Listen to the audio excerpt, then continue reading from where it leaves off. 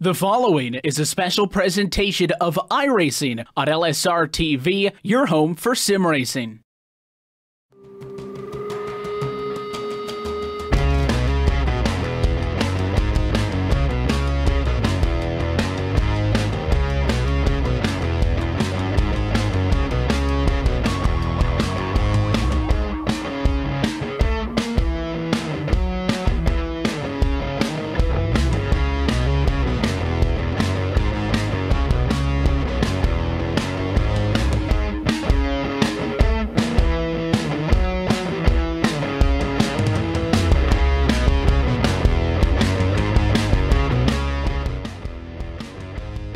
Live tonight from the Michigan International Speedway, LSRTV is happy to say good evening, sim racing fans, and welcome to our continuing coverage of the 2018 Real Sim Racing Icebreaker Winter Series, powered by LSRTV on your home for sim racing and iRacing Live. And happy to be with you this evening from the Irish Hills of Brooklyn, Michigan for tonight's Pure Michigan 200, the third race of 9 on this 2017-18 campaign, and also happy to be topside with you as always. Myself, Evan Pasoko, joined tonight by Trevor Valderrama in the LSR-TV booth. Downstairs, as always, the lovely and talented Cisco Scaramuza, twisted and tweaking at iOS and bringing us to you this evening. Trevor, third race on the year, and we kind of hit the middle spot now. We went to the 2.5 mile Daytona International Speedway to open up the season. We went to the 1.5 mile Las Vegas Motor Speedway just a week ago, so we'll split the difference and go to the 2-mile D-shaped oval of MIS tonight for the second to last race on this side of the calendar year as the series continues to go on. Yeah, you got all relatively similar tracks going on. You mentioned Talladega and Las Vegas. Those are all relatively all the same, and then you go to Michigan. You can kind of compare it to Talladega, but it's also a different track than all of these. It's a D-shaped oval. It's not a tri-oval. It's a very different, and it's going to be interesting to see how these guys decide to handle all of this, and as well as how their pit strategies will play out for all these 100 laps. We'll head to the small end of the spectrum next week for the final race on 2017. We'll head to Iowa for the fourth race, get in a short track, and things will get fun on the other side of the calendar year. Road America, Richmond, Homestead, Chicago, just some of the tracks we'll be seeing coming up on Mondays on the other side of the New Year's break. But we're kind of at the point now where marking the 1/3 marker in the championship that we can start to form a little bit of a championship picture. And coming into tonight, it is Andrew Farinars at the top of the championship standings, sitting in a rather good position, I would say, all things considered, through 2 starts. No trips to victory related for him yet, but he does have a 6-point lead in the championship over Gabe Wood, who has a trip to victory lane. Dwayne Vincent, third in the points, 18 points back. Jeff Ward, big pickup, though, with his trip to victory lane, and a wild one from the City of Entertainment as of a week ago. He jumps himself way up to 4th in the points, 19 back with a win. David, a Comstock round, so your top 5. That's a complete look, though, at your top 15. There is no playoff or chase format in this 9-race season. Essentially, 9 races is a playoff, if you want to say that, Trevin. So these guys don't have to worry about trying to take it easy through the opening weeks. Everything counts towards that end objective, and I think it's pretty clear that we're not going to see a lot of separation amongst a lot of those big names. Yeah, absolutely not. You're not going to see a lot of separation at all. You're seeing all these drivers very close together. It's only the third race of the season, and you're gonna see these guys be close for a little bit longer as the season starts to take itself out, and these guys probably will want to be able to lead going into the new year and onto the 2018 side of the schedule. Give them a little bit more a boost of morale to go try harder next year to keep that lead going and keep that on through the rest of the year. But one thing that we always talk about after somebody gets a race win is momentum. You don't have to sit there throughout the week thinking about what ifs and whatnot, and you just get to kind of go in with a little bit of confidence into the next race. I think that if you get to go and sit off for the 2-3 weeks we have for the winter off season as the championship leader, you're sitting nice, and it's everybody else who's doing the soul search and trying to see and figure out internally, hey, what can I do differently by the time the championship comes back? Same old series, but there is going to be a very different product on track tonight because it is a brand new iRacing build, obviously highlighted as of last Tuesday for bringing Rallycross to the service, and it's been a lot of fun, and a lot of guys on track. Us topside, we've been having a lot of fun with it, but it also has brought some pretty significant changes to these NASCAR National Touring Series cars. The trucks, yes. The Cup cars, yes. And these NASCAR Xfinity Series B cars are different. A lot of drivers have been telling us pre-race driven that they're struggling keeping tires on the cars here at Michigan, something that we're not used to seeing at a racetrack like this,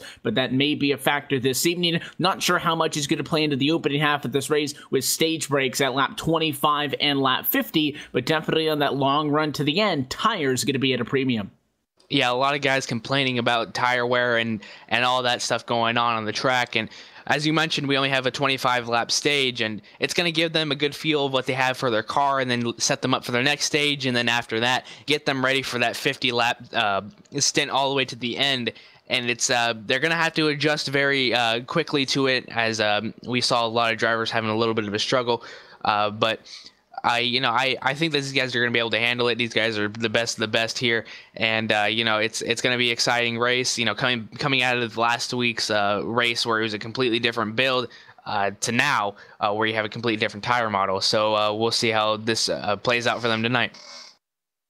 Let's head trackside with all of that being said and take a look at tonight's LSRTV starting grid for round 3 of this 2018 Real Series Icebreaker Winter Series powered by LSRTV from Michigan International Speedway. Pole position tonight going to go to Anthony DeBarro. His 40.062 will bring him off of the front row. He will be accompanied by Jeff Ward rolling off P2, missing pole to himself by just 6/1000ths of a second. Back on row number 2, starting third tonight, going to be Brendan Kohler, championship leader, looking for his first win this season. Andrew Furridars will roll off at 4th, and Mitch Rollo just behind inside of row 3 for P5. Starting P6 will be David Comstock in that 42 machine.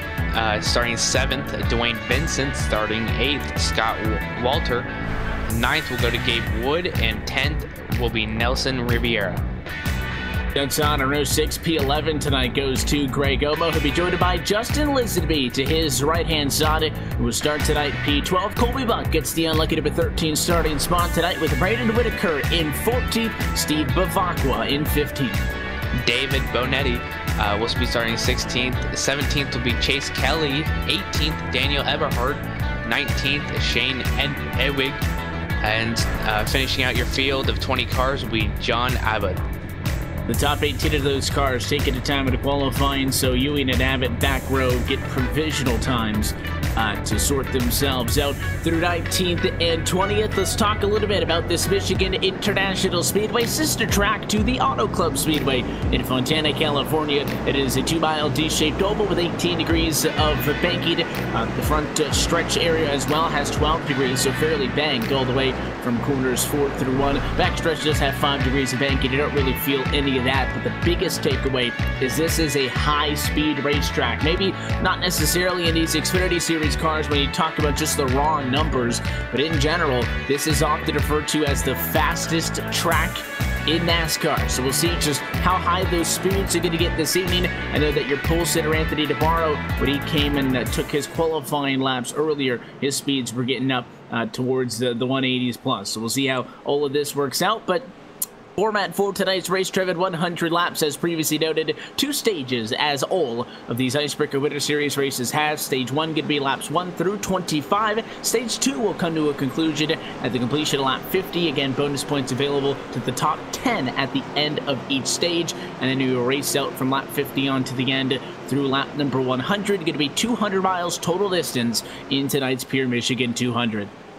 Yeah, I believe that the first 25 laps in that first stage are going to be the drivers, adjusting their cars and getting ready for that. And then after that, it's going to be all hell breaks loose and just goes crazy for the rest of the race. A very fun track, and we're happy that you're spending a Monday night with us at LSRTV and our Racing Live. Pace car downfield in the hands of Anthony DeBarro. He'll take the American Ethanol green flag, and we are racing from Michigan. The Pure Michigan 200, a good jump inside and out to turn number 1. Jeff Ward, top side. Not going to let DeBarro run away with it, but a push from Kohler will help him out. Number 54, or excuse me, the 64 and 89 going side by side, coming down the back stretch. 89 of Jeff Ward getting a little bit of an edge out, looking out. Now the 42 jumping out from the high side to the bottom side. That's David Comstock looking for the low line around Mitch Rollo. It passes him in turn 3, coming out of 4 now, and they're all single filed out for the top about 7. This is a racetrack as we complete the first 2 miles, and a bonus point going to go in favor of Fernando Navarro for leading that lap, that we are going to see a lot of single file, and that's just because you can't get away from anybody here because the draft is just so strong. You're not able to get any separation. 2 changes for position inside of the top 10. You noted the first of those. Comstock goes 6th to 5th. It drops Rollo back a spot. A little bit deeper back, Nelson Rivera goes 10th to 9th. He drops Gabe Wood back a position. But that time off into quarter number 3, your race leader's getting up to 190 miles an hour. And as you see Jeff Ward tracing it on tomorrow, now looking at the inside, using that draft to stay with him.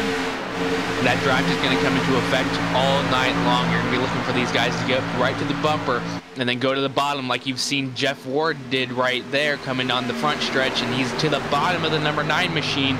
And he's trying to make something happen on that low line. They're even coming out of turn 2. It's a drag race down the back. Number 9's going to get a little edge with that top side run coming off the turn 2 right there. Now back down turns number 3. 89 going to get to the back bumper of him. Maybe a little bump. Oh, number 9's getting a little wiggle now. Tap from the 89 now. Stacks up all on its side. And caution flag is out, and it is a big mess in turn number 4. Caution at lap number 3, and we saw Jeff Ward and the nod at DeBarro at the time, race leaders going into turn 3. I think Jeff Ward trying to assert himself as having it inside of position. He flashed the nose early and tried to get to the inside. The nod really didn't lend him any additional space, and then it just loosened DeBarro up enough as we take a second look at it that he then slid back up in front of Ward again, and it was that second tap. He couldn't get off each other. Kohler got into it, the 88 got into it, the top 4 just like that. And an incident in quarter 4. David Comstock finds himself at a race lead at lap number 4 through the clearing, although it looks like under yellow, race control going to give it back to Jeff Ward, but that car's heavily damaged.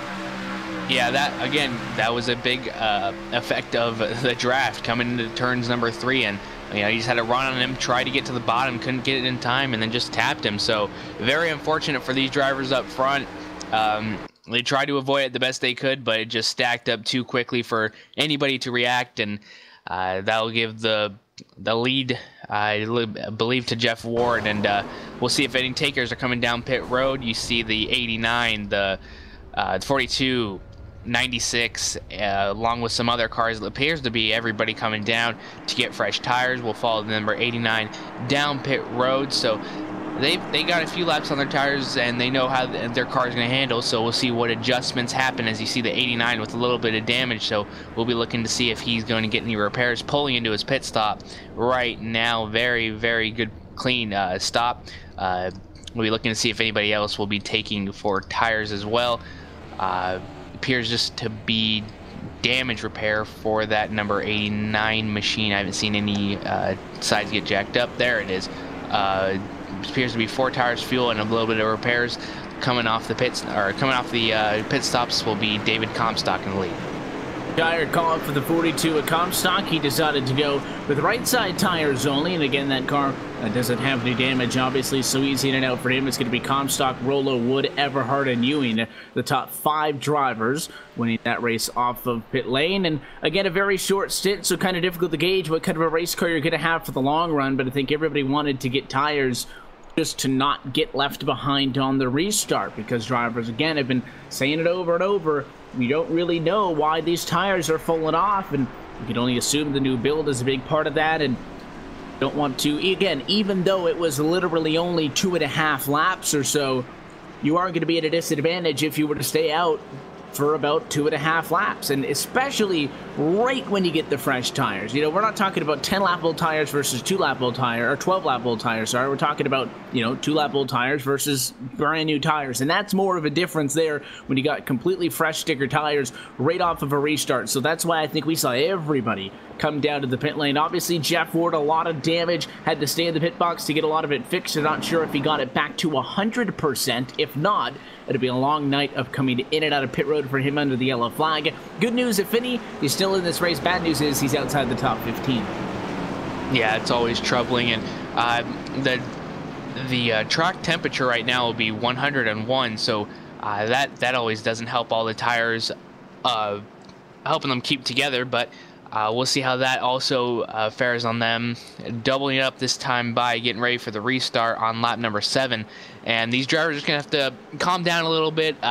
You know, still quite a few laps to go, 94 laps to go.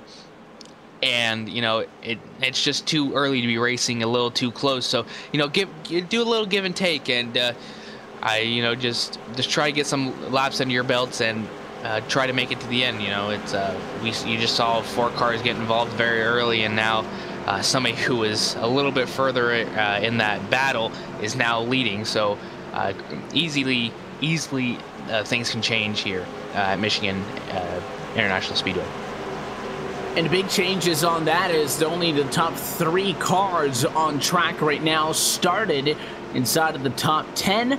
Everybody else back from 4th through 13th position started outside of those single-digit positions, mainly led by Daniel Eberhardt, who's 4th. He started at 8th. Shane Hewitt is 5th, who started at 19th. Let's see if those guys for the back of the pack going to make a splash early. Pace car back down at it. Going to have 6 laps complete as we go back green. Battery start for Mitch Rollo. Tops on a lot of tire spin. Going to bring Gabe Wood in side by side for P2.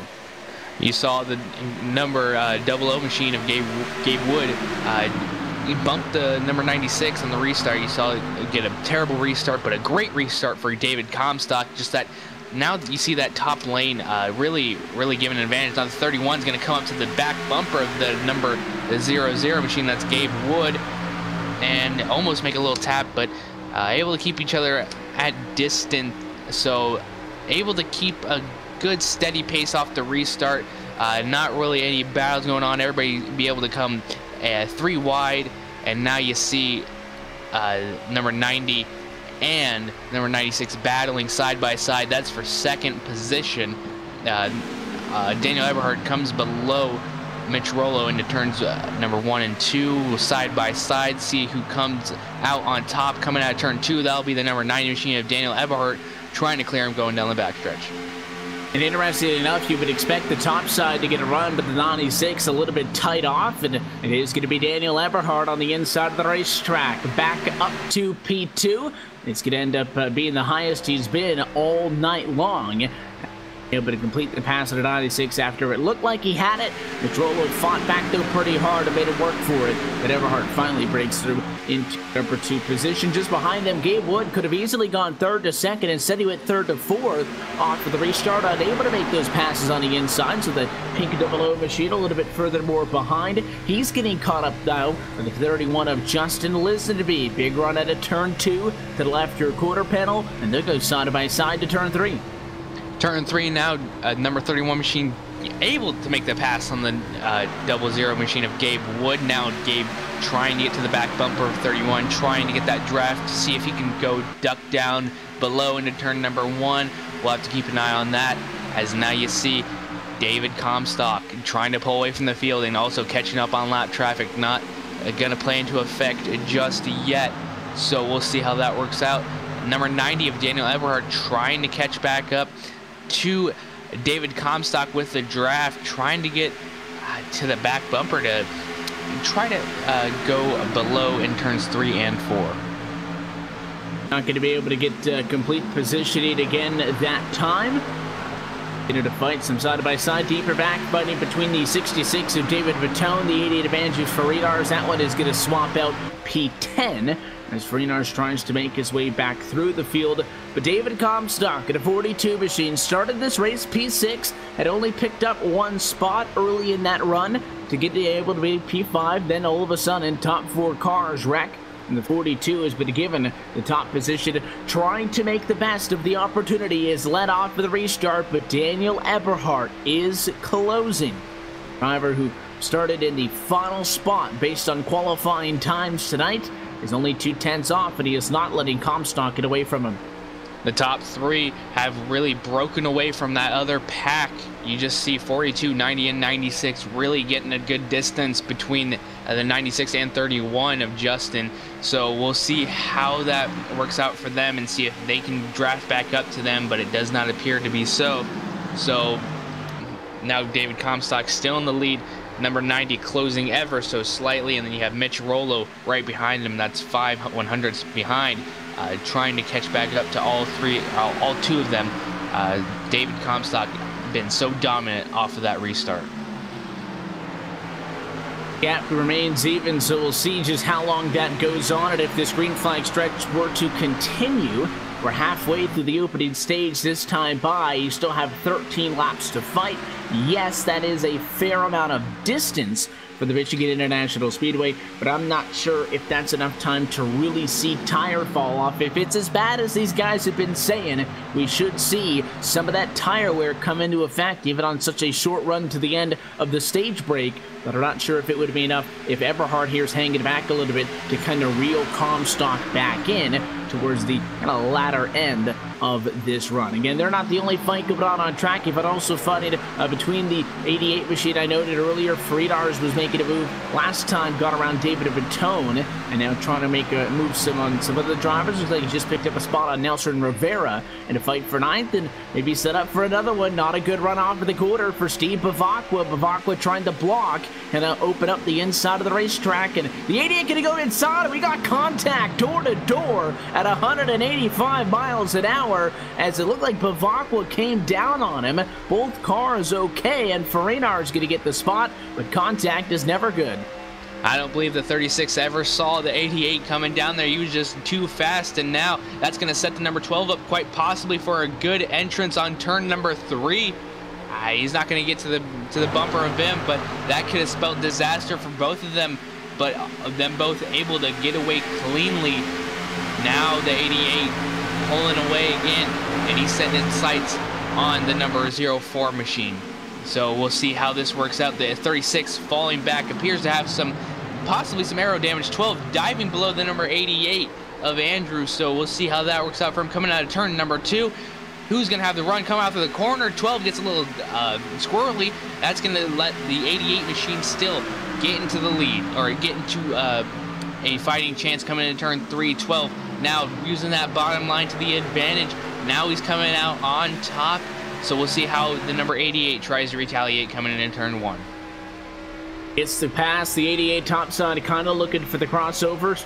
Tucks the nose back down to the inside of the racetrack. I don't really think he's going to get there, though, and it is a completed pass in favor of the number 12 machine of Nelson Rivera. So he gets the job done there. Battle for the race lead is on, though, up front. Daniel Eberhardt, big run, coming out of quarter number 2, down on the inside of the 42 of Comstock, and we'll go side by side at lap 16. Not enough that time, though, as Comstock used his advantage of the 18 degrees of banking top side of the racetrack to pull it off for the quarter, and Comstock will defend successfully for the time being.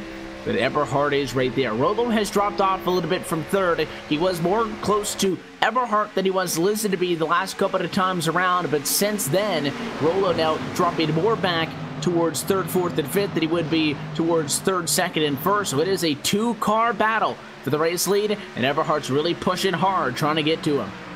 That draft really working out to the 90s benefit, as you see now them coming down the backstretch, coming in turn 3 and 4. 42 getting a great start, but you just see the number 90 of Daniel Eberhardt battle back coming into the turn. He's getting a little sideways. What a save by him. That's going to bring him all the way down to the bottom of the track. David Comstock going to try and defend that line as he's then moved back up into the high side of the track and into turn number 1 and 2. You see that great arc by both of them. both of them so strong. You see the number 96 of Mitch Rollo coming back into the conversation. 96 getting a little sideways as well. You now start to see a little bit of tire wear coming to effect with about 7 laps to go here until the stage end. Who will be able to keep their car under control? Who will lose it? This is going to be a fantastic fight to the stage end, Evan. Close it in on the end of it. Lap 18 going to be complete. 8 to go to the end of the stage. And this finding also, just as I had noted, that Mitch Rollo was dropping off a little bit and started bringing it back into the picture. Now, top 2 cars better than Rollo last time, who runs in 3rd, and the gap grows from 2nd to 3rd back to 7/10 of a second. But when they were fighting, noticeably saw the 96 machine make up a significant amount of time as he's just kind of hanging out there and watching. I don't think he has the speed at the moment to get to your race leaders under regular circumstances, but if they maybe get side by side for a couple of times around the Michigan International Speedway, he could find himself within striking distance of maybe challenging for the stage win. Again, bonus points from 1st through 10th position. It's 10 points for 1st, 1 point for 10th, and split out 1 point per position from there on through in between. And right now, the 42 machine Comstock looking to get a 2nd stage win on the air. He got a stage win 2 weeks ago from Daytona International Speedway. He's yet to be able to get another one since then. And in general, Daniel Eberhard has yet to get a single one. No wins yet for the Nani team. No stage wins yet for the Nani team. Could be a big momentum booster for him if he could get this one in exciting fashion coming to 5 to go. Yes, indeed. You see that hard-fought battle. Looking a little bit further back in the pack, you have the number 10 diving below the number 98 of Chase Kelly, trying to get a position there for 13th. You see them side by side coming off of turn number 4. A little bit of sideways action for David Bunting, and now the 10's going to take advantage of that. 3 wide across the stripe, and coming into turn number 1, number 10 of Jason Abbott, going to be able to clear them both and send himself into turn number 1 and 2. You see that number 36, who was involved in that incident earlier with number 88, now just still falling back outside of the top 10.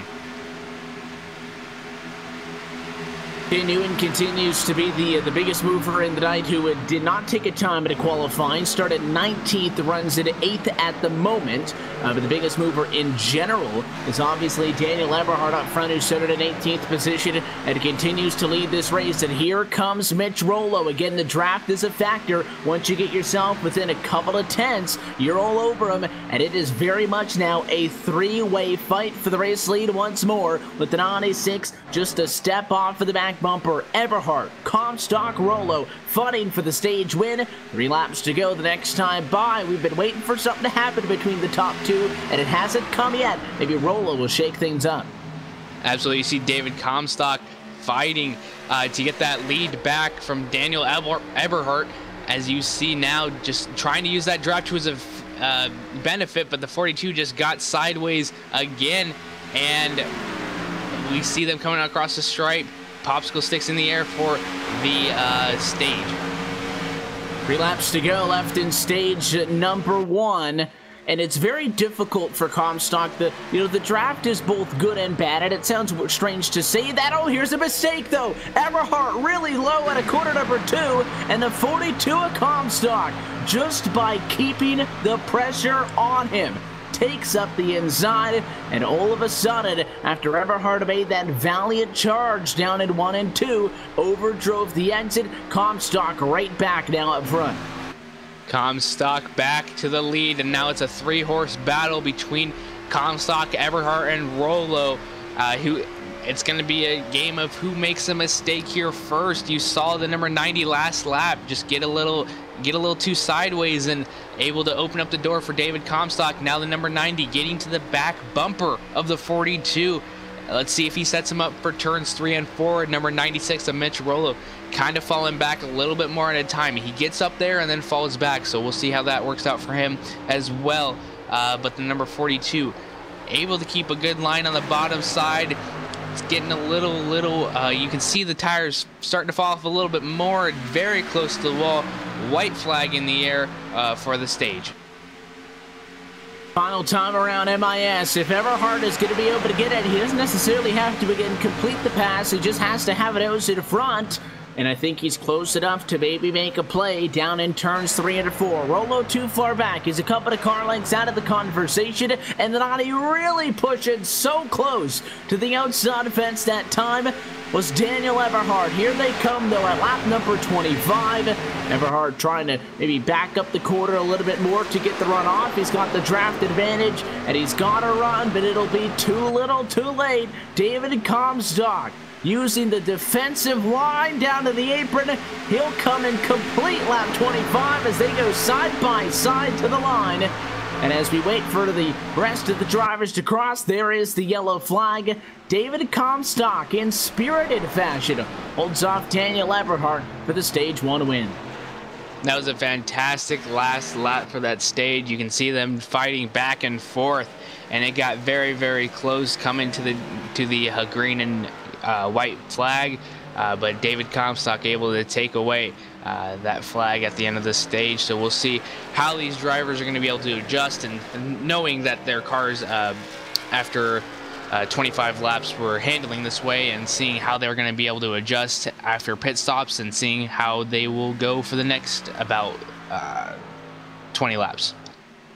By the time we do get through the yellow, we'll be closer to 20 laps and 25 for Stage 2. Here's your Stage 1 results, though, from Michigan International Speedway. David Comstock takes the stage win. It'll be his second on the year. He gets to 10 bonus points. Daniel Eberhard gets second position. That is 9 points. Third place for Mitch Rolo. Fourth for Justin Lisenby. And fifth for Nelson Rivera. Gabe Wood in P6. Braden Whitaker in 7th. We've also got Shane Ewan in 8th.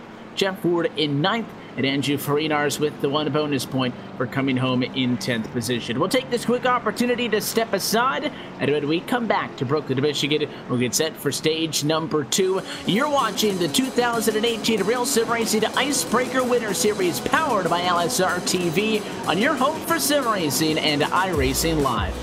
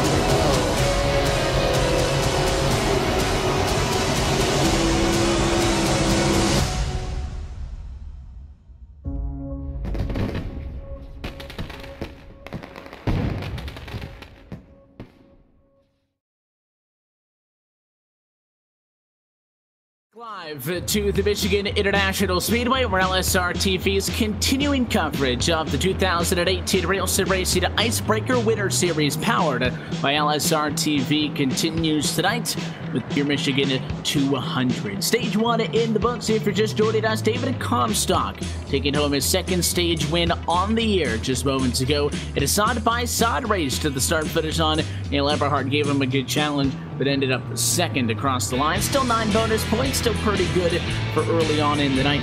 And since then, we've seen drivers come down to the pit lane, and it means it shuffled things up just a little bit because Mitch Rollo in the number 96 car decided to come down pit road, as did everybody. But the call for the 96 was 4 tires, but he just executed it better, Trevin. One thing that came with that new build is animated pit crews for the drivers, and that means that they no longer have a stationary crew member standing right in their pit box, and a couple of drivers actually missed the box on entry. So they were discussing over the radio that they've been struggling with finding the right way into the box, and a couple of mistakes, very minor ones albeit, allow Comstock to go from first to third. Eberhardt maintains in P2, but it is now Mitch Rollo with the clean stop jumping to the race lead. Yeah, with their new build coming out, they did implement this, and it's a fantastic add to the service. And it does make for a tougher pit stop. You got to find that sweet spot, and if you get a little bit off, it's going to mess up your whole entire pit stop. So it's going to take some adjusting to get used to. But Mitch Rollo with a fantastic stop, able to get in and get out very cleanly in front of everybody else. So that really played to his benefit. So we'll see how the pit stops affect everyone else coming out of these next stages.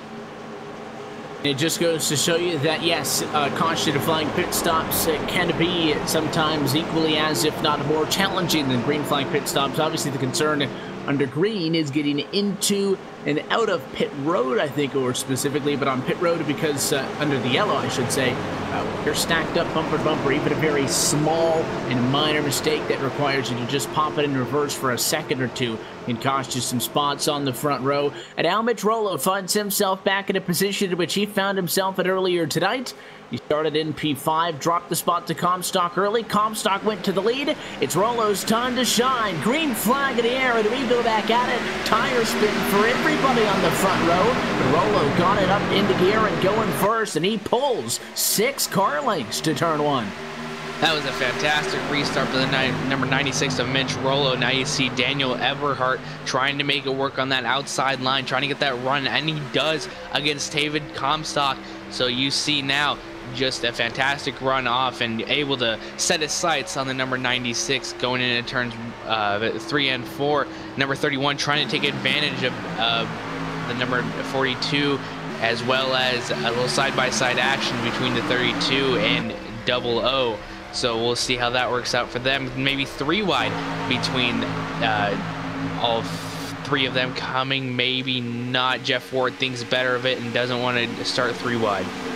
We also saw some 3 wide in the back with Sean Abbott, who came over the radio and said, "Oh," and then something I can't repeat on the air. So things are getting dicey up front and in the back, and Jeff Ward's got a front row seat to the side-by-side fight between Ewan and Wood. It looks like that maybe, I thought he was going to finally just decide to go 3 wide. He made a big dive off of turn 2. It was only to the back bumper of Ewing, though, and he's kind of stuck at the moment if he's really that conservative on not wanting to go 3 wide. At the moment, he really hasn't picked. I'll go top side, I'll go bottom side. He's dancing between the lanes, trying to find which one has an advantage. I don't think at the moment, Trevor, one lane in specific really has a clear advantage over the other. Again, Michigan is not a multi-groove track by the numbers, but there's many different ways you can take an arc into the corner that can help you on an exit. Right here in turn 2, we've been seeing guys get so close to the wall, it seems like you gotta sit in the center of the corner and wait on getting back to the gas forever. And the 80 domination to Jeff Ward now, making a move on Gabe Wood. The 00 should have it for P6. Yeah, each line is very, very strong in its own ways, and it's making for some great racing here tonight. As you just saw Jeff Ward pass Gabe Wood for that position, and now you see him set his sights on the number 32 of Shane Edwin. So we'll see how this works out for him as well. You see all these drivers getting such a great run off of turn 2, and then such a hard way to get a run off of turn 4. So we'll see how this works out for them in the long run. But looking up ahead, Mitch Rollo getting such a great lead between him and Daniel Eberhardt in 3 and 4. It's impressive. He got the big jump, no doubt, but so far has been able to conserve that gap relatively. This time by the start-finish on, Rollo puts down a 45.74 compared to a 5.09 for Daniel Eberhardt P2. So the Donnie machine does close that gap in just a little bit. If the interval remains at that, Rollo is going to be comfortable up front for quite some time, although I do wonder what Rollo has on the longer end of the run, because I noted he started 5th, and I found that important because David Comstock originally started this race in P6 behind him. Comstock won the battle for 5th, then the big wreck happened in the opening laps, and that's how Comstock found himself in a race lead. So Rollo hasn't had a good car on the short run, but you saw in that last run coming to the stage break that on A6 caught up to your top 2 runners late after 11, 12 laps, all of a sudden are eliminated about a half a second and got into the picture. So I think if Rollo could withstand this early portion of the run, he should be good on the long end of the run. We'll see, though, as the gap continues to shrink a little bit by a little bit, now down to 4/10 with Eberhardt pressuring from behind. Daniel Eberhardt trying to use the draft and trying to get to the back bumper of Rollo. You can see it starting to work a little bit more for him, so we'll be keeping an eye on that. But looking back, you see Jeff Ward trying to get to the bumper of Ewing, so we'll see how it works out for him coming into turn number 1. We'll see if he uses a different line. Looking to the bottom a little bit more, Jeff Ward trying to maybe just stay behind and see what happens. You can see a little bit of tire conservation going on for all these drivers out here, and you see Jeff Ward now looking to the bottom, maybe not jumping back up into line on the tie side. Funny going on all over the field at the moment. Jeff Ward, somebody who's been making strides in this one, should own 16 cars at the moment. He scored on the lead lap. A couple of drivers out of this race. Brendan Kohler, not retired, but that car is really torn up and has been sitting down in the pit box for quite some time. I think for all intent and purposes, his night is done. Dwayne Vincent's evening is done, along with Braden Whitaker. Those 2 drivers have gone behind the wall. The only other driver off of the lead lap is a pretty beat-up Scott Walter, who runs right now 2 laps down in 17th position. Also got significant damage after the yellow flag from earlier on in this race. That's where we sit right now. Kind of, scanning and watching these groups of cars is something that I had alluded to when I was talking about how the draft won't necessarily keep you side by side with somebody, but it'll keep you close enough, and it ended up being all that Comstock needed to get back at Eberhardt after Eberhardt got tied at a 2 there earlier on. He was close enough to take advantage of that mistake. You got the top 3 right now within 7/10 of a second of one another, then a small gap. And then you got, Shane Ewing right there, Jeff Ward and Gabe Wood kind of together. Then you look a little bit further back, and then you got Greg Gomo, Colby Buck, Andrew Farinar's all stacked together. And in fact, Buck and Farinar's going to fight for P10. Side by side they go into turn number 3, and Farinar's on the inside of the racetrack is going to be clear midway, and he will get that position. But the point is, you're seeing these groups of 3 or 4 cars, and that's the draft playing a big factor. Yeah, the draft is going to be talked about all night long with 10 laps to go in stage 2. The fight for position 5 is on, as you see the 89 getting past number 32. 89 able to use a little bit of a different line. He was trying different lines each lap for about 3 laps, and he finally found a line that was good enough. Now Ewing coming back on the bottom side, seeing if anything can happen there.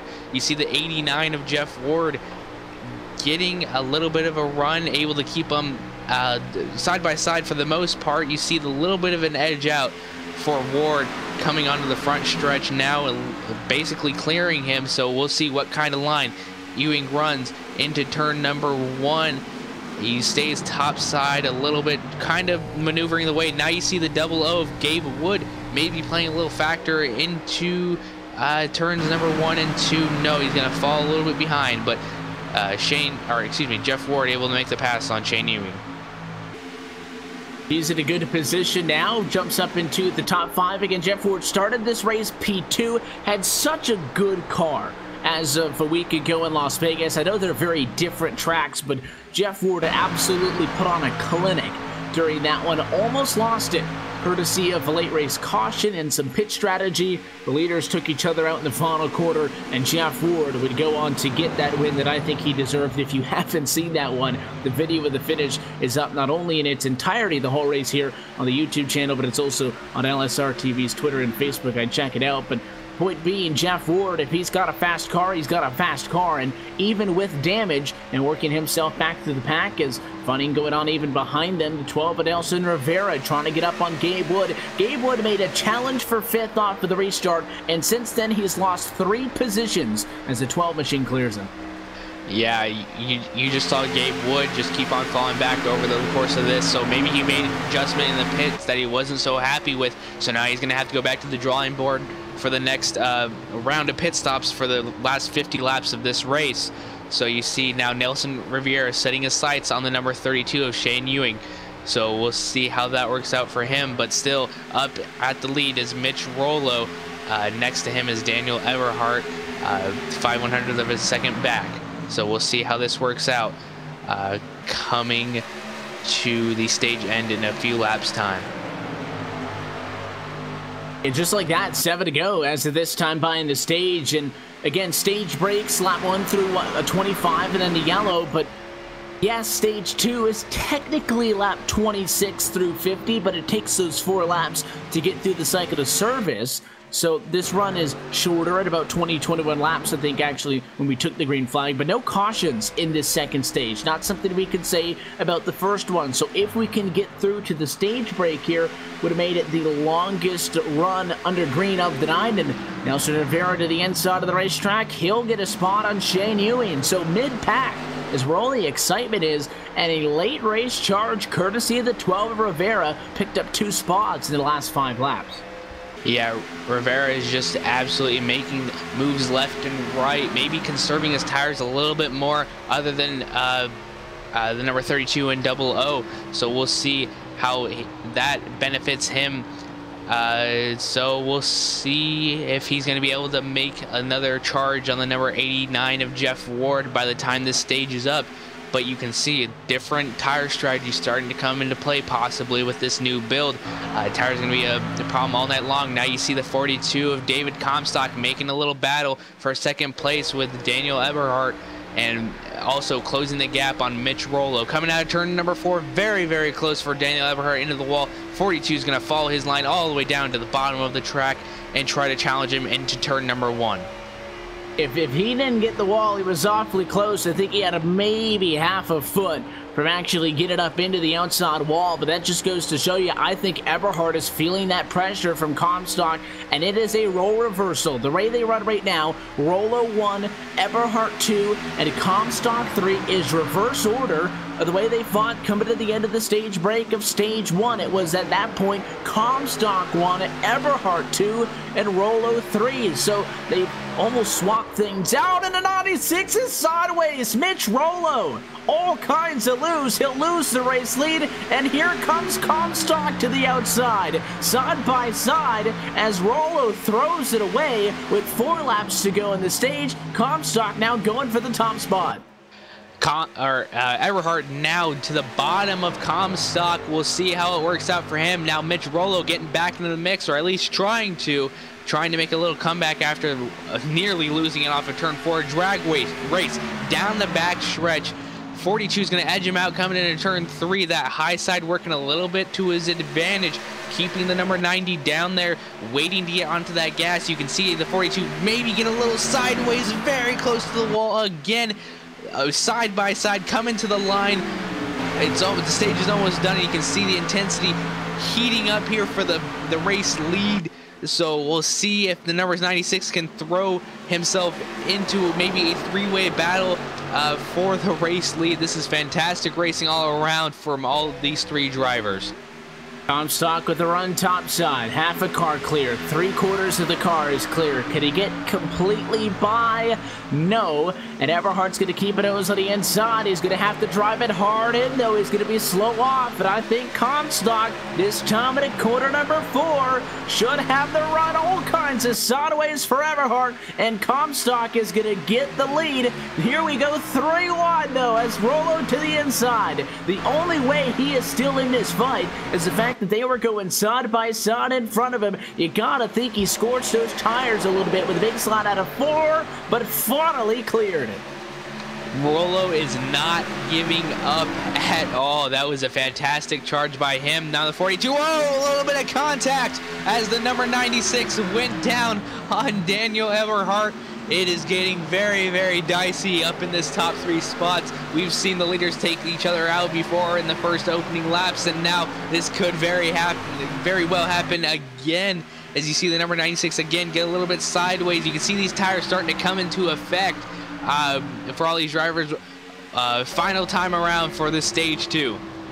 And just as the last one was excited with Comstock and Everhart coming across side by side, it looks like the 42 is going to be able to pull this one out. I can bet you that Mitch Rollo's kicking himself over that mistake at a turn 4. I knew that Comstock was applying the pressure to the 90, but I wasn't sure about what the 96 was feeling from behind. And it is going to be Comstock out in front, side by side for 4th as well. Here comes Jeff Ward, trying to get back up inside of the top 4 for the first time since the accident. He should be able to hang on. It is Comstock, though, to the stage 2 win. Rollo, Everhart, and Ward, I think, yes, 7 1,000ths in front of Justin Lisenby, who ends up 5th. What a finish to stage 2. Absolutely, what a finish indeed. That was absolute great racing all around from all these drivers. The one I want to note is number 12 of Nelson Rivera. He had a great car in the long run, so we'll see how that works out for him coming to this next 50-lap stage, and that'll be our final stage. And if anything, this stage has told us it's going to be a great finish. Take a complete look at the stage 2 results. David Comstock, second stage win on the night. Mitch Rollo comes home in second. Jeff Ward is behind Daniel Everhart, who's third. Jeff Ward's P4, and Justin Lisenby won that battle for 5th and 6th spot, with Nelson Rivera behind P6. Shane Ewing is 7th. Gabe Wood at 8th. Andrew Farinar's 9th. Branka Omo rounds out the top 10. Once again, we'll take this opportunity to step aside. When we come back, we'll take a look at your iRacing Midway race break and race it out to the end, halfway home in the Pure Michigan 200. You're watching a Real Sim Racing Icebreaker Winter Series powered by LSRTV on your home for sim racing and iRacing Live.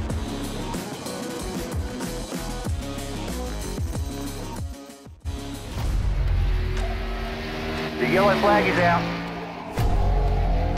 Pit road is now open. Keep your eye on those gauges. We'll give you 4 tyres. 3, 2, 1, now.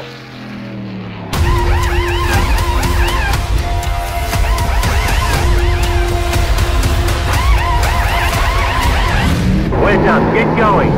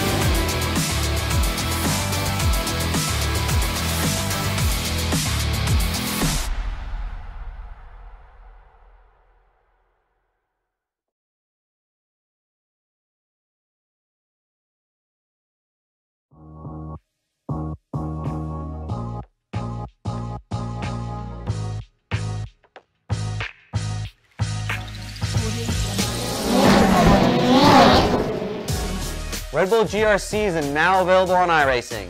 I personally put my blood, sweat, and tears into this thing, developing the cars, the tracks, the dirt, making sure it is authentic as possible, and I really think you guys are going to love it.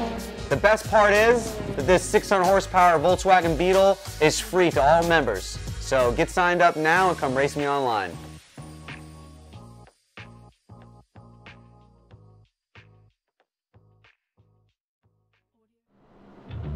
Welcome back live to the Michigan International Speedway as we get set to race this one out to the end. Stage 2 is complete from the Michigan International Speedway in tonight's Pure Michigan 200, part of the Real Racing Icebreaker Winter Series powered by LSRTV. And with this yellow flag now past the halfway point tonight, so we'll take this opportunity to look at top to bottom at your iRacing Midway race break, brought to you by iRacing, the world's premier online racing game with professionally organized racing from NASCAR, IndyCar, IMSA, the World of Outlaws, Global Rallycross, and more. David Comstock is your race leader at lap number 54. Was able to complete the pit stops this time by successfully and will maintain the race lead over top of Daniel Eberhardt, who maintains P2. Shane Ewing, though, jumping up to third. Jeff Ward ends up in a fourth position, and Justin Lisadby is P5 at the cross flags point this evening. Nelson Rivera race high now P6. Greg Elmo is seventh. Mitch Rollo turned to march back up to the field, dropped a couple of spots there, now eighth position. Steve Pavacqua is ninth, and Colby Buck rounds out our top 10. 11th is David Bonetti. 12th will be Chase Kelly. 13th, Andrew Freenars. 14th, Gabe Wood. 15th, John Abbott. 16th, Anthony DeBarro. 17th, Scott Walter. 18th, Braden Whitaker. 19th, Dwayne Vincent. And last place is Brendan Kohler.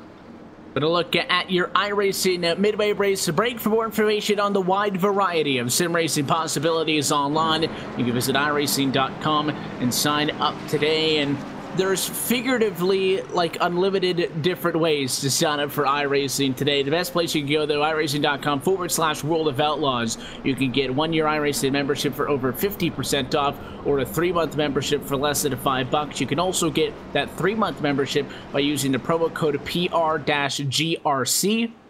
When signing up at iRacing.com. All of those deals are valid on new iRacing memberships only. But for more information in general, iRacing.com is the place to be. There has never been a better time to get signed up and get on the service. So make sure you take advantage of those codes, which will be available, I believe, through the end of December. So you've got until the new year to be able to get those signed up. So make sure you do that at iRacing.com. So we get set now, and the complexion of this race changes. We went caution-free through stage 2. It ended up being the longest run of the night at 21 laps, and we saw the guys even up front leading this race, getting sideways and struggling on the tires. Now we find ourselves with a race start with 45 laps to go. If we can go green for it, what would be the longest run of the night, and we'll see if pit strategy as a factor in either keeping David Comstock in front and going for the sweep tonight. He's already won both stages, or as we almost saw a week ago with Jeff Ward, well, the caution flags may be in the strategy. Throw a wrench into this race late. Double up, though, this time at turn number 4. American Ethanol, green flag again, back underway, and a fantastic jump for the Gary Mercer truck and Chevrolet out in front. All night long, all the restarts are very dominant by the starter. David Comstock able to get a great restart. Now Daniel Eberhardt next to Shane Ewing. Daniel Eberhardt able to get that run off of the corner, now followed closely behind the number 89 of Jeff Ward, making quick work of that number 32 machine. Now Jeff Ward trying to get to the back bumper of Eberhardt, coming into turns 3 and 4. Trying to get that positioning again. If you maybe don't know how good your car is going to be on the very long run, this is the time to get it. And that 32 of Ewing's on pit road. Shane Ewing just missed the quarter exit. I think he got tapped. But the 30, no, he's the one that pushed up, I think. Shane Ewing came up on Justin Lisadby, cut him off, and those both cars spun down pit road.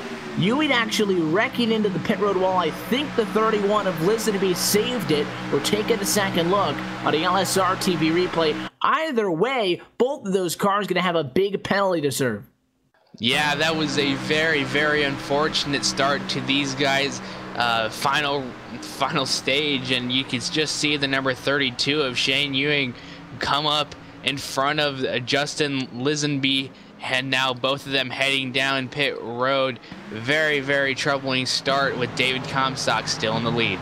But I think he got loose. And again, we were talking about those guys up front seeing that kind of a wiggle off of the corner after, 15, 20 laps. But off of the opening lap, still getting a little bit sideways. I think a little bit has to do with pushing that car, trying to complete the pass right off of the restart, maybe over driving it a bit. But that car definitely broke traction, stepped up the hill. Bad timing for both of those drivers who ended up on pit lane again. Lisenby, I think, is going to be relatively okay, simply because he simply locked it up and saved it. It was a fantastic job. A tough break for, obviously, Ewing, who got into the pit road wall, but both of those drivers could have been in a world of hurt if they actually got into that pit road wall there, the entry to it. They were both pretty close to getting jackknifed on the pit road entry. Nonetheless, how about a battle for the race lead at the same time? David Comstock's fantastic and masterful restart has been erased from the record books, and Eberhard is on the back doorstep, only a car length off this time in turn 3,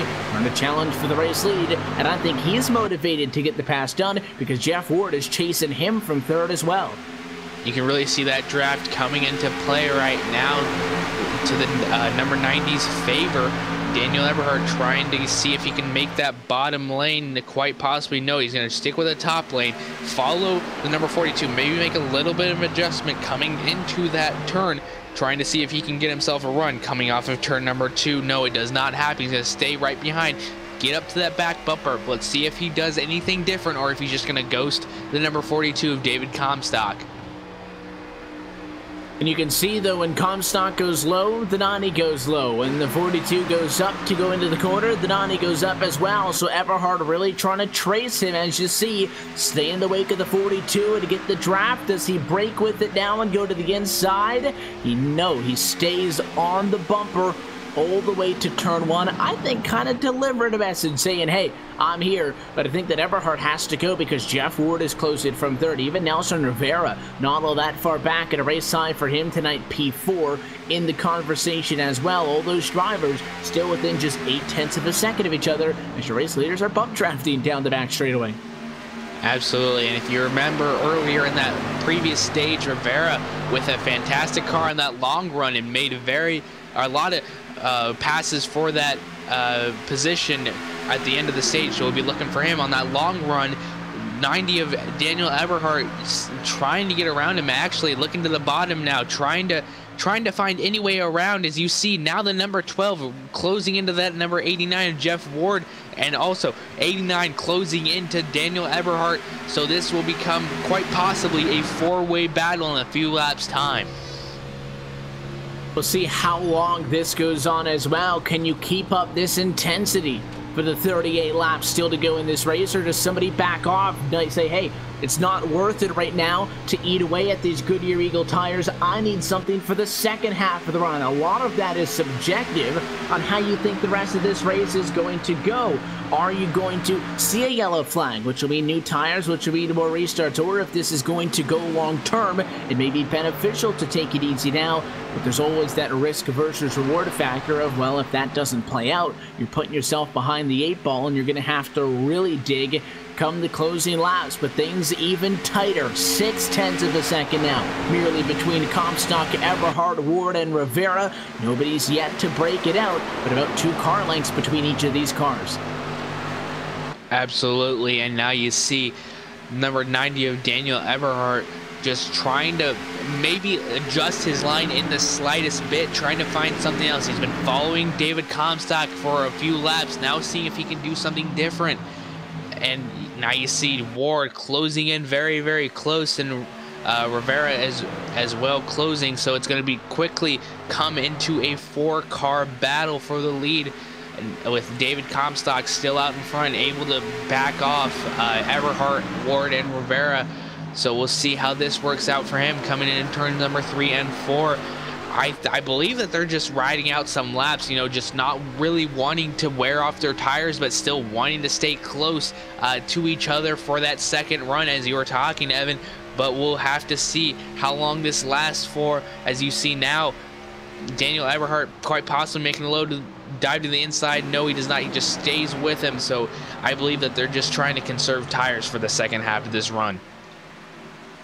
And if you're Thinati, if you conserve too much, you're going to get passed by Jeff Ward and Rivera. If you don't conserve and you push and apply pressure to the 42, then the 89 and the 12 are going to pass you at the end of the run if they are conserving. And these guys know a thing or two about sim racing. David Comstock, multi-time champion with Rail Sim Racing and trying to defend 2 titles in 2017 calendar year. Eberhardt's right there. He's won countless races. Jeff Ward, countless races as well. And Nelson Rivera, I think more of the surprise coming into tonight, has a race-winning car. Just needs the circumstances to kind of play out in his favor over the course of the next 34 laps. And this group up front is not the only big group of cars on track, as we see Ward go low at a turn number 2, got a little bit sideways, and Nelson Rivera is going to pass him on the outside. So we are going to swap out 3rd and 4th position up front. But that second group that I was alluding to is from 6th on back. Look at this. Steve Bavacqua in the 36,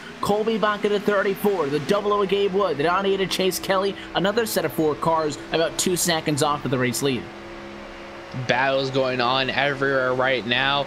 Actually, just groups of cars going on everywhere right now, and you see now possibly the number 98 Chase Kelly trying to get into that mix. Mitch Rollo you saw up in front last stage, and now he's all the way back to 9th, looking to get back up to the point, maybe making some work on Colby Buck, lining him up for the next corner, quite possibly, and just not able to get to the back bumper just yet. But Colby Buck as well, trying to get to the back bumper of the 00 of Gabe Wood. Gabe making a move on that number 36 machine, side by side, going down the front stretch, coming to lap number 38. Will Gabe be able to clear Baklava coming into turn number 3? Yes, he will, up in front of the number 36 and able to dive it down into corner number 1 and 2.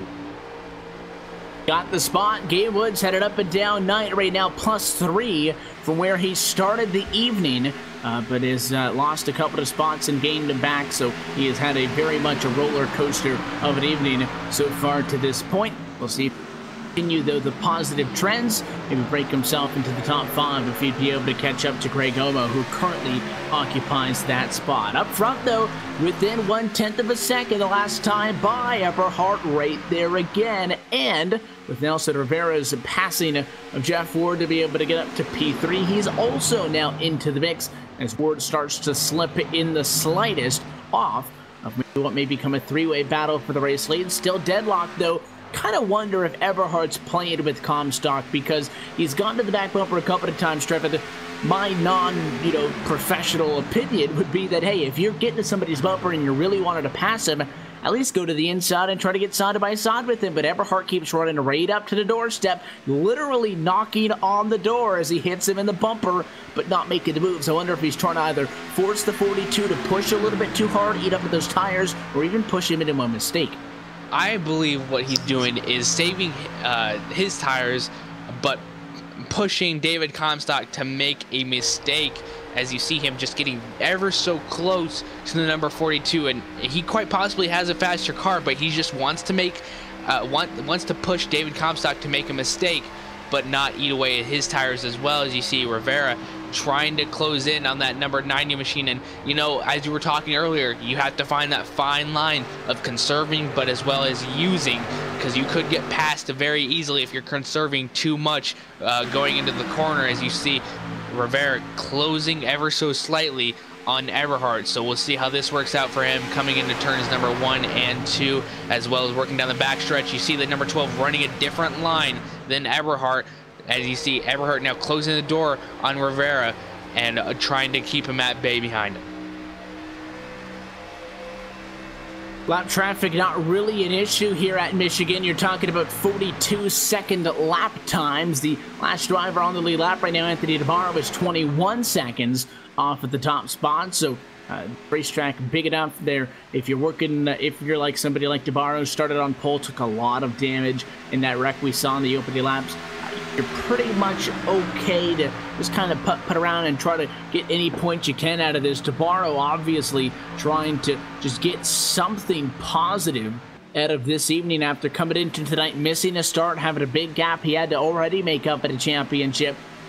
That he had early tonight does not help his case much at all. And it is, again, what we're seeing up front is absolutely a battle for the race lead, but kind of becomes redundant almost, Trevin, to say we've got Comstock and then Eberhard and then Rivera in line, and you know, they're fighting for the race lead, yes, but I think things have calmed down a little bit more in recent laps as we're almost halfway through what would be about a 45 lap run to the end if things stay green to the end of this race since we restarted after stage 2. Right now working lap 73 of 100. Yeah, and at this point, at the end of the stage last time, Rivera was very strong, so we'll be looking to see if he can make some quick work on Eberhard and Comstock to get to that race lead. So we'll see how he works with them going into the following laps, as well as Jeff Ward trying to catch back up and get inside the mix yet again. But you know, we're not seeing Eberhard get to the back bumper of Comstock as often as we saw before. So quite possibly maybe some tire wear going on, or just not really wanting to use anything up as much as he wants, maybe saving it for a little bit further on in the race. Well, right now working lap 74. Next time by, I believe, will have been 20 laps since we restarted this race, which means we're 1 lap away from tying the longest green flag run on the night. So at this point, we begin to somewhat enter uncharted territory, and I do think that the drivers have a pretty good idea, okay, if this is what my tires did over 20 laps, I can kind of guesstimate what they would feel like after 25, and then after 30 laps, and you kind of get a good idea. But when they were really pushing each other in 2 fantastic finishes to the end of our stages so far tonight, both of which were won by David Comstock, we saw guys really pushing on corner exit, and not sideways in you know, the way that you would suspect, where the front end of the car is going around and you spin out. It's the back end of the car doesn't have the traction, and it's pushing up and up the hill to the point where you run out of real estate, you smack the wall, or you get out of the gas and you lose the position. So if you really wanted to push somebody, now's the time to do it, because these cars are the most vulnerable they have been now all night long as we get the 25 laps to go. Yeah, and now you see the number 00 trying to make some work with the number 12 machine. He's a lap down, yes, but you know, lap traffic always going to become a factor, whether it's a big track or a short track. You see him getting a little better tires, and now you know, we start to possibly see thinking about tires and coming into the pit stop. So we'll see how this works out for him coming around the leader. You can see just the difference of tires between him and the number 42. So we'll have to keep an eye on that and see who comes through. Scott Walter has been black flagged. He drove through too many pit stalls on his exit. That 00 Gabe Woody we saw go by our race leaders also has come down pit lane for service, obviously. His fresh tires means that he ran a 41.1 the last time by, compared to your race leader David Comstock with the 42.3. So there is at least about 1.5 seconds of fall off on tires. How about a challenge for the race lead, though? Here we go. Eberhard to the bumper. He'll look to the inside, and we're going to go side by side at lap number 77. The 42 of Comstock can wind it up top side if he can time it right and get a better run out of turn 4. And it looks like that's what he's did, trying to come down, and he'll go all the way to the apron to clear the 90. Number 90 trying to get to the back bumper of number 42. That was a great challenge, but you see the number 12 diving it in very, very hard, nearly getting to the back bumper of the number 90. But you know, you can see just all the different lines that are being run by these top 3 drivers, and they're spaced out from the rest of the field, just them 3 on their own island. But that number 12 trying to make some work out of the number 90 machine, and you see the number 89 of Jeff Ward lurking back in the distance, David Comstock very, very strong on this run right now, and he's been leading ever since the restart. And Daniel Eberhardt has just been trying to run him down, but the story is Rivera, you know, just coming from a few positions back and just challenging for this top spot, and it's just a fantastic way to watch all these racers just rip around this 2.0 mile track.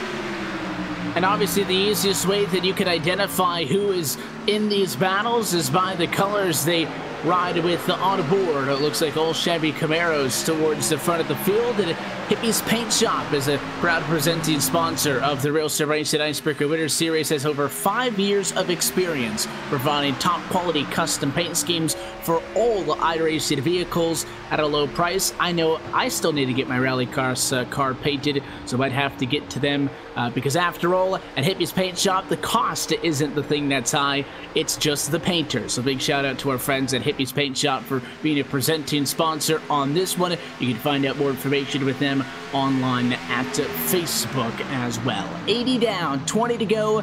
I think it's time we can officially say that we are in the home stretch for Michigan International Speedway. We've seen a lot of cars pitting, Trevin, but not our leaders. I'm curious if they're going to be committed to staying out throughout. They're able to be a little bit, they're able to keep their cars under them, so they're able to keep their cars under them, so I'm sure they might just stay out. You know, 20 laps to go, and they're still battling for that. As you saw, just a few laps to go. Number 90 challenged for the lead, so they're still there. They're hanging tough. Yeah, just being in it, and watch the 98 machine here. We get another lap traffic car. Chase Kelly loses his lap, obviously, from pitting. He gets his lap back. That's the same thing we saw happen with all of the drivers who have kind of gone through this mix here and back into the picture and into the conversation. But luckily, I think if you're Comstock, they really didn't play too much. If anything, I think the lap traffic helped the 42 out a little bit, Trevin. Not a lot, but if if you're the 42, you clear the lap traffic. Let's watch the 28 right here. See the 90 machine? He's got to keep an eye on this 28 off, and what this is going to do is it's going to take the line away from the 12 car. Rivera can't arc the corner into turn 3 right now because the 28 is there. Now, yes, Scott Walter is a faster driver with the best tires. He's coming up on a 90, but see, he hurt those two cars in the center of 3 and 4. David Comstock was relatively unaffected, so sometimes there's that push and pull of, do you get a benefit or do you get hurt a little bit? And, well, yes, these lap cars are doing their best to stay out of the picture. They are having a little bit of an effect on things. Absolutely. Again, lap traffic is always going to become a play, and whether it's a short track or a long track. So you see just taking away those lines, and number 42 going to be able to draft to that 28. Now you see the number 90 challenging for the race lead again. Going to watch that. He's going to use the number 28 as a pick. Wow, what a great move by the number 90, number 12 as well. Rivera trying to make work on David Comstock. That was a fantastic move by Daniel Eberhardt to take the race lead. Now side-by-side action for second, coming into turn number 1. Daniel Eberhardt still in the lead. Number 12 of Rivera able to get to the bottom of the number 90 machine. You saw him such a solid late race run last time, and now you see that again by him. A little bit of sidewaysness from Eberhardt, and now just edging the number 12 of Rivera out ever so slightly. Now you see him such a great arc into the corner on the low side and able to clear the number 90 of Daniel Eberhardt, new leader Nelson Rivera. And it was a nice move, but it might be short-lived. It was a spirited throw on the inside at 1 and 2. I'm surprised he got it. And here comes Eberhardt back after them, side by side. He'll check it up. The key on the inside is if you're not going to get that arc into the corner, you need to be able to get the run off. And Anandi is going to get pinched. Rivera's not giving him any extra real estate. And a defensive line by the Verizon Chevrolet will keep Nelson Rivera in the race lead. First time tonight, the 12 has broken through, and it's coming to 15 laps to go. Such a strong night by the number 12 machine, and you just see him starting to pull away a little bit more as you see Daniel Eberhardt nearly lose it coming out of turn number 4. Jeff Ward starting to look to catch up to the number 42 machine of David Comstock. It's crazy how quick things can change, as you see now just him falling back further and further to the back bumper, or to the front bumper of Jeff Ward. Now Daniel again getting a little bit looser. Maybe he might just throw in the towel and say, hey, I need to come down for tires. I don't want to lose it and cause a caution. But maybe he's just going to stay out. You can see the drivers just, their tire wear is coming off ever so slightly. And there's not going to be much left of these things by the time we get down to the end of this race. But David Comstock, I think, almost got a little bit complicit and thought, hey, the 90's been sitting on me for so long. He's not going to try to go to the inside, and the floodgates opened. Look at Jeff Ward and the 89 machine, who has been up there but has been looking for that little bit extra after that early race accident. He's now on the back bumper of Comstock in a fight that could be for 3rd and 4th position. But I think Nelson Rivera had the best opportunity driven out of anybody to save, because when we had the top 3 group, Comstock, Eberhardt, and Rivera, the 12 was at the back of the line. He didn't really try to pressure Eberhardt at all for P2, and he had the advantage of getting the draft off of 2 cars in front of him.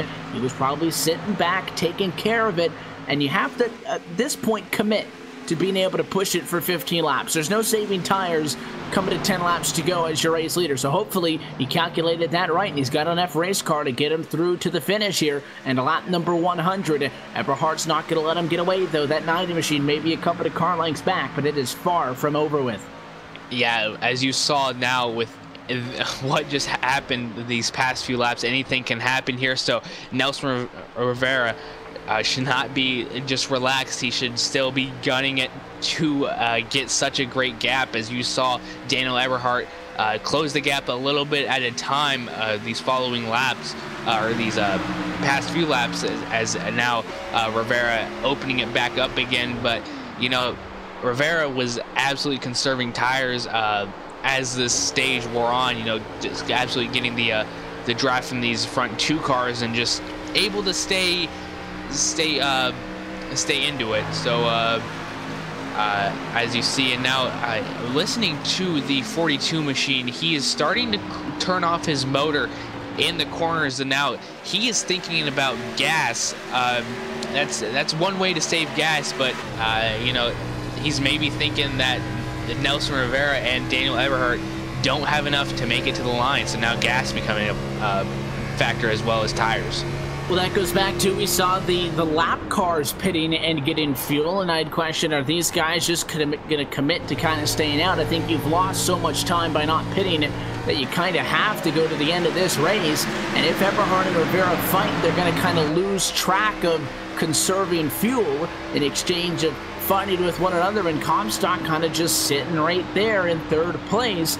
Might be able to get that little bit saved that he needs to maybe stretch it out to the end of this thing. But Eberhardt has been closing a lot on quarter exit. I think Rivera's really saving because he's been very slow center off, very hesitant to put the right foot all the way down, and all of a sudden a 6-7 car length lead evaporated in the blink of an eye, and we have less than 10 laps to go from Michigan International Speedway, and here comes Eberhardt. Big run topside, and no doubt about it, quick work of Nelson Rivera on the outside line. That was a fantastic move by Daniel Eberhardt, as now he's starting to look to get to the lead. Just a different line again ran by these 2 different machines, as the number 12 running that bottom line again, trying to catch back up, but just got passed again. So here we go. You know, this is far from over still, as we still have a 4-car battle for the race lead, quite possibly, technically speaking. Now the 12 just falling off very, very quickly, so maybe tires, or maybe even thinking about gas, just trying to make it to the end. Not too sure, but with that, Daniel Eberhardt and David Comstock, as well as Jeff Ward, gonna make it a 3-car battle for the race lead. The 42 machine from the wings to the forefront now. In front of Jeff Ward is, I don't know if Rivera's just looking at his fuel numbers, because again, the advantage at the sim is you can see exactly how many gallons of fuel you have, and an estimated lap that you can get to that with obviously the fuel on board. And Nelson Rivera's got a number that doesn't look pretty, then maybe he has no other, option than to back way out of it. But it seems like the 89 of Jeff Ward really has kind of kicked things up a notch. He has not been this high in P3 since he wrecked out of this race on lap 3. And he's back in the conversation, and Eberhardt got the wall. Too tight on it, down the straightaway. Wasn't even corner exit. He brushed the wall. Comstock to the inside, right on the left rear quarter panel, and thinks better of it. Man, I was thinking that we were going to start off with the leaders taking each other out and also finish with that. That got very, very close, but it's showing that David Comstock should not give up. You can catch back up to him throughout a few turns. So this is going to make for a fantastic finish.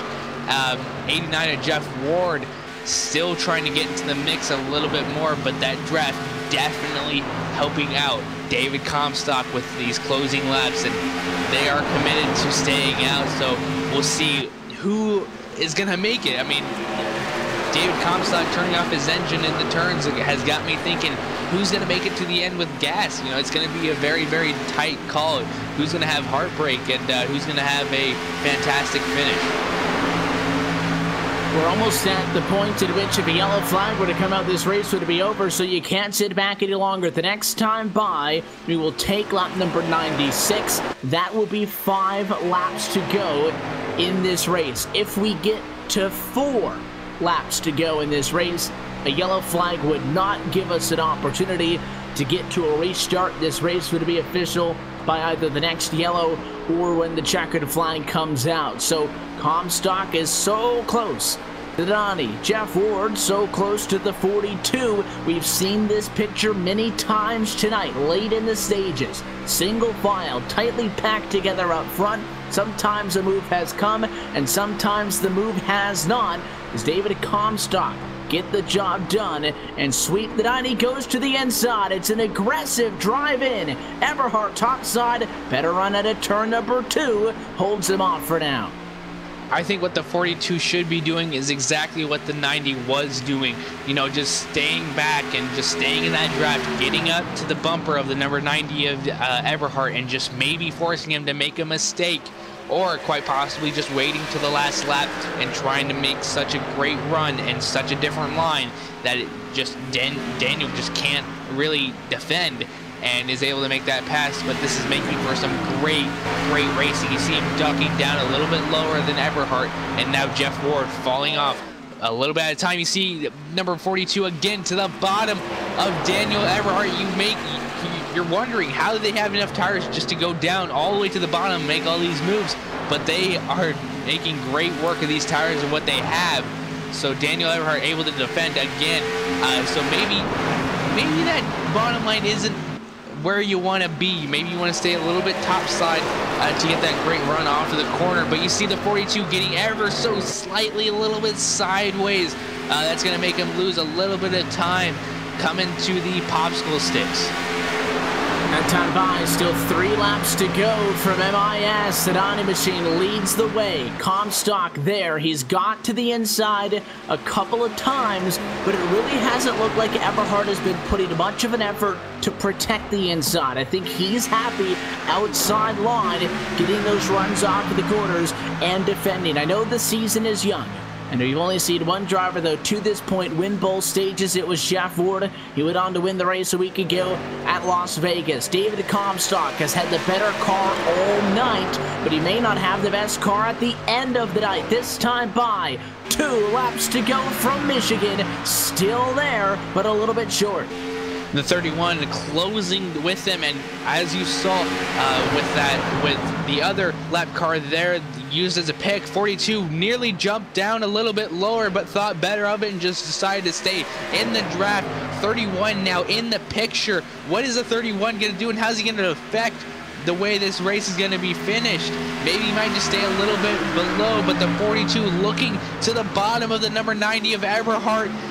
Comstock and Eberhardt side by side in turns 3 and 4. Comstock with a little bit of an edge coming out of turn 4. Eberhardt, oh, he's in the wall! Eberhard overdrove it. He had the run coming off, and Daniel Eberhard gets into the outside wall. The 31 LSRTV backs out of it, but I think it's going to be too little too late. David Comstock put the pressure to him, and he forced Daniel Eberhard to overdrive that car on corner exit. Down the back straightaway they come. Eberhard again into the outside wall, and Eberhard is going to spin the 90 into the inside wall. No caution as the white flag has already flown, and what a turn of events in the last 2.5 miles as David Comstock comes at a turn number 4, barely hanging on without gas as he limps to the start-finish line, and he will come home and barely make the checkered flag in the Pure Michigan 200. That was a fantastic finish by all these drivers. Nelson Rivera coming home with a strong second place finish, and David Comstock coming across the line running out of fuel, so that helped him out in the corners whenever he turned off the engines, and that saved enough fuel to get him to the end. David Comstock over the radio said that he ran out of fuel coming off of the final corner, and for Daniel Eberhard, that's even something you don't want to see more. We'll take a look at the replay in turn number 4. A second look at this when it all started, the lap coming to the white flag. When we saw Eberhard get into the wall and then got into the wall again at a turn 2, you saw him wreck down the back straightaway, and then David Comstock get out of gas but had a big enough advantage over Nelson Rivera, who did save more fuel and was under power coming out of turn 4. Had enough of a gap without gas that he was able to coast to the start-finish line and end up with a 2.8 second advantage when the checkered flag flew. One more lap, even an extra 200 feet maybe, and Nelson Rivera would have been your race winner tonight based on the fuel strategy, but Comstock, with the circumstances factored in, just with enough gas to get the job done. Absolutely great strategy by all these drivers all around, made for a fantastic finish. Very close racing between all these drivers, and that was just Icebreaker Winter Series for you tonight here at Michigan International Speedway. Comstock is coasted all the way back around, and he did say he's kind of disappointed because he didn't have any fuel to do it. He burned out, so he will come to a stop somewhere on the front straightaway as your race winner tonight from Brooklyn, Michigan. We'll take this opportunity to step aside. When we come back, we'll take a look top to bottom at your full race results, as well as get post-race reaction from your race winner tonight, David Comstock, taking home the checkered flag in the Pure Michigan 200. The LSRTV post-race show is next when we return to Michigan International Speedway.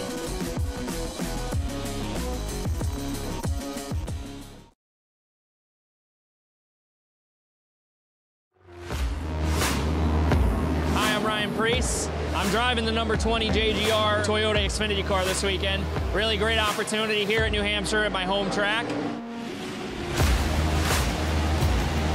Over the past 2 weeks, I've been on iRacing, practicing a little bit here and there with the modified and the NASCAR Xfinity car, so it's been a lot of fun. It's been a great tool for me to kind of get used to that stock car body again and be prepared for the race today. Well, yeah, it's a mile long, so the draft kind of plays into effect here with the modifieds. Punches a big hole in the air, and we run restrictor plates. So it makes a big difference.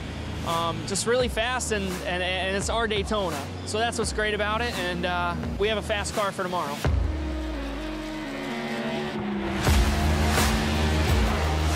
I think the biggest thing is they're heavier cars. The tire's a lot different.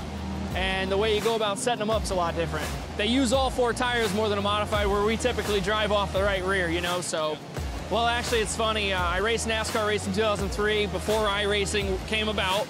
And then when iRacing came about, my friend Kevin Iannarelli, who works at iRacing, kind of told me, hey, man, you need to switch over to this. And when I did, I was like, oh, my God, this is like real life. So I started using it as a tool of mine to really prepare for modified races, whether it was Stafford or Thompson or Loudon, Bristol, and then obviously the Xfinity Series last year, going to road courses, trying to get laps, and use it as a tool that can get me as prepared as I could be without actually doing it. So it's been great.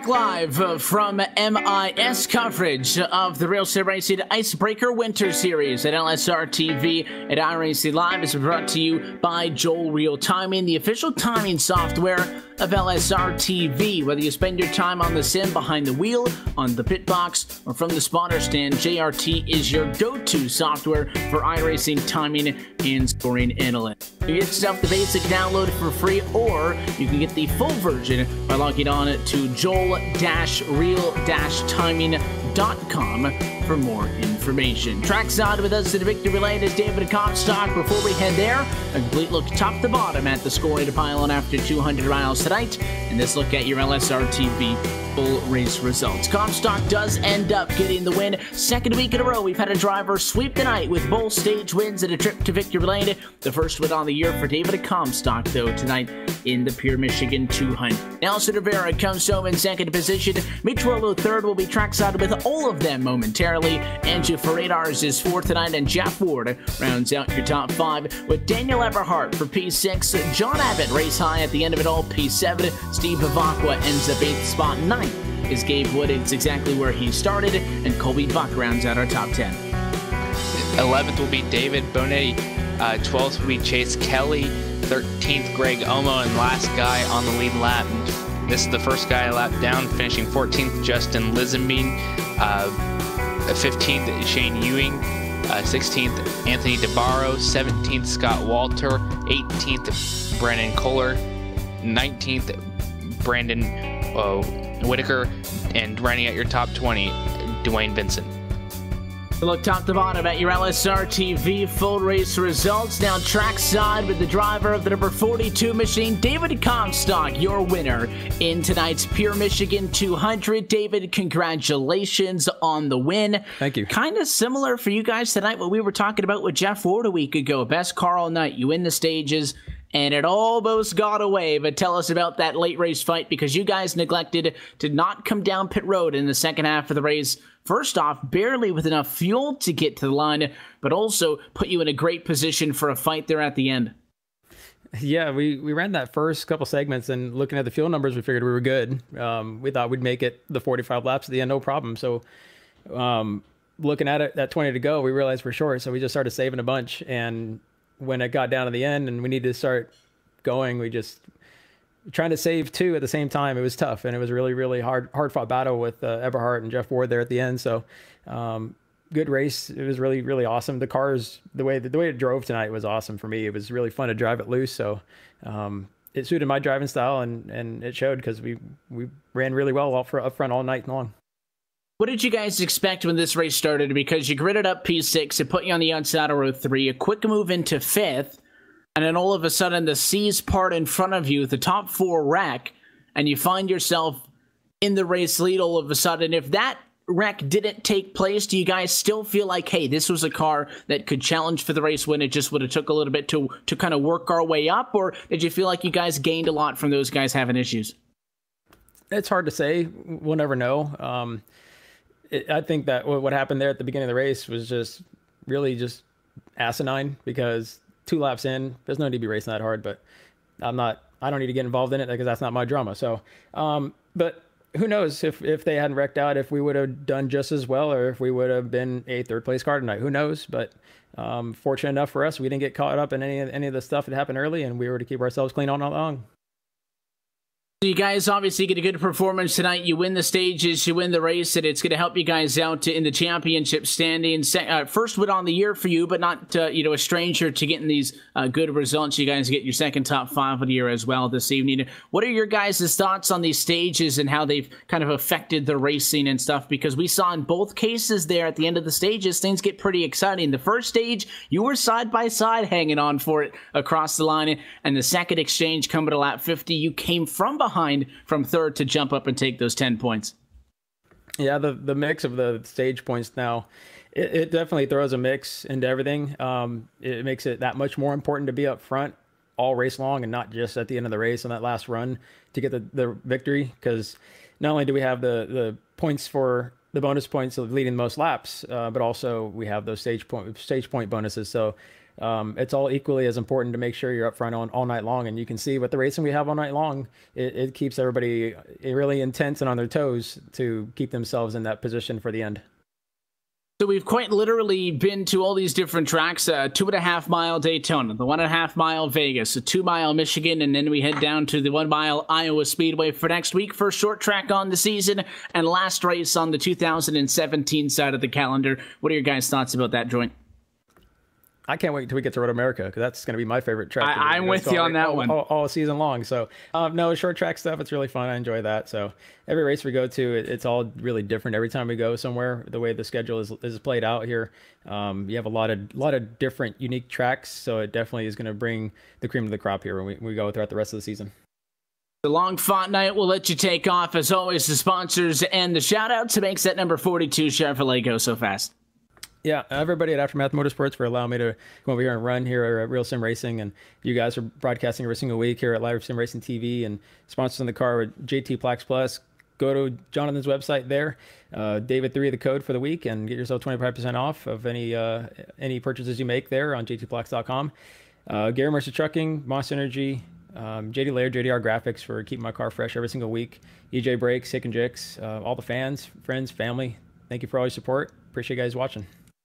The race winner tonight from Michigan, David Comstock. David, we appreciate the time. As always, congratulations on a fun one tonight, and best of luck at Iowa in 1 week's time. Appreciate it. Thank you. That is your winner tonight. Nelson Rivera got so close a couple of times. He ends up second tonight. Mitch Rollo's in third, trackside with both of them. Post-race is Trevor Valderrama. First, though, trackside with the driver who came home in P2. P2, Nelson. That was a hard-fought battle by you, and you had such a fantastic run on the long run. How was that car handling short versus long run? That's what I had. I had some good long run speed. By the way, it's been a while since I talked to you guys. I haven't had a podium in this league for over probably about a year and a half, so it's good to talk to you guys. But yeah, that first run when we had the end of the first stage, I took a look at the tires and I knew we were getting good tire wear, but I didn't have the overall speed.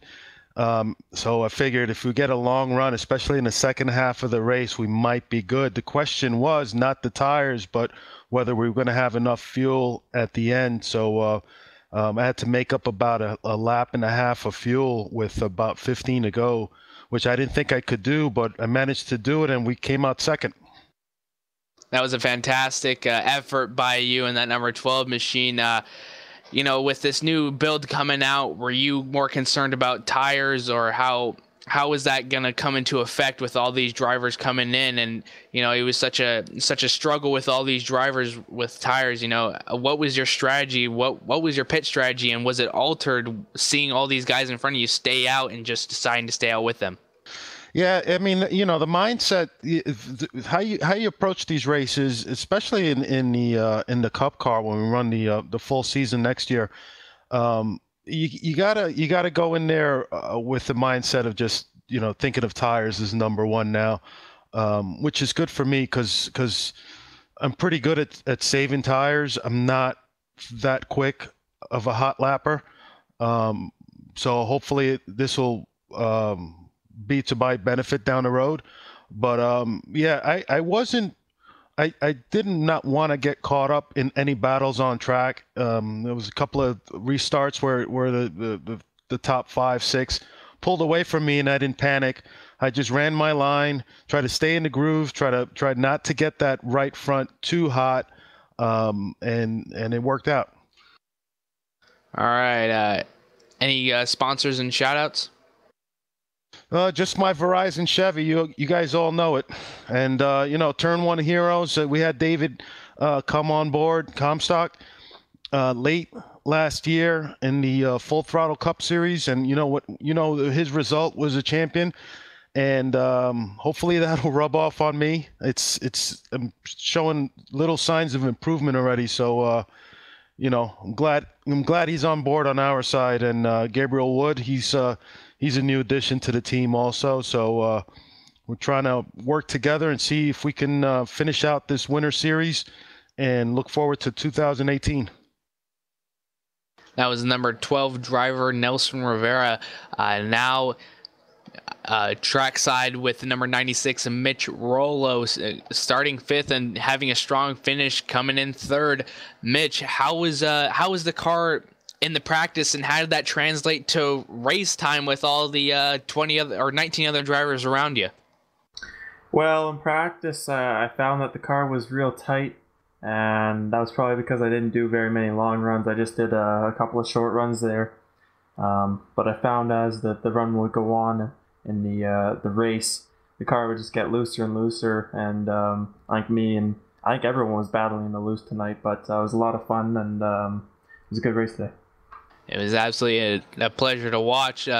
Coming from a 2.0 mile track to Iowa Speedway at night, the last race on the 2017 side of things, how are you planning on handling that with all these other drivers with you?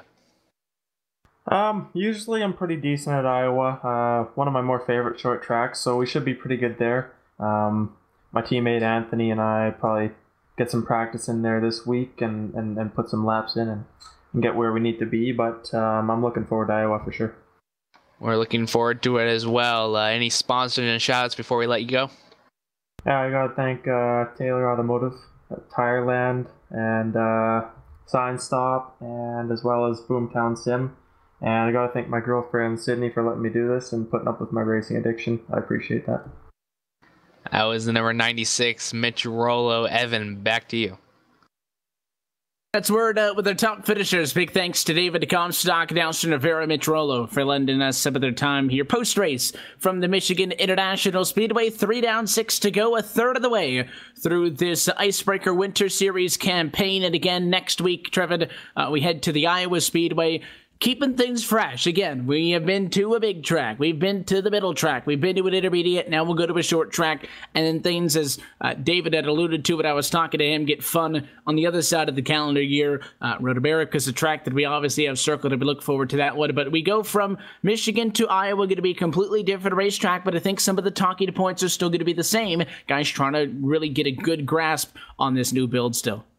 Yeah, and it's going to happen for a while, and maybe they'll be a little bit more used to it on the 2018 side of things. But coming to a short track, it's going to be exciting as always. Just watching them adjust to everything that's going on, and then trying to get their momentum, as they're talking about in the beginning of the broadcast, to carry themselves from the 2017 side of things to the 2018 side. So look for a lot of fights to be happening at that short track.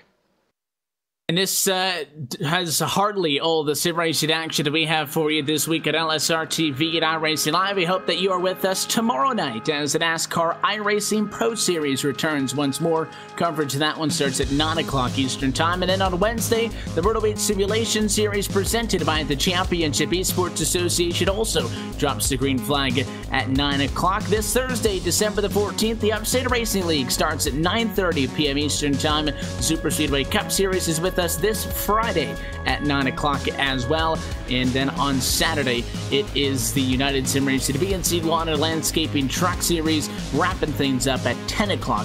For those on the East Coast, you can get a full look at our upcoming broadcast schedule by logging online to www.livesimracing.com. But the best way to stay up to date with us, make sure you don't miss a beat, is by following us on social media, on Twitter at LSRTV, and on Facebook at facebook.com/LSRTV official, or by simply typing LSRTV the search bar. Until next time, though, on behalf of the entire team at Live Sim Racing LLC, for DJ Lion, Laura Loss, and everybody who makes it happen top side of the booth here night in and night out, and of course, for your team tonight. For myself, Evan Pasoko, Trevin Valderrama, and our producer, Cisco Scaramuza, I want to thank you for tuning in and congratulate David Comstock, first-time winner this season for him. And we've gone through 3 different races, and we've had 3 different winners. We will see if that trend continues in 1 week's time. Next Monday, December the 18th, the series rolls on to Iowa Speedway. That race and every race of this 2018 Real Sim Racing Icebreaker Winter Series, powered by LSRTV, can be found right here on your home for sim racing. Until next time, though, good night.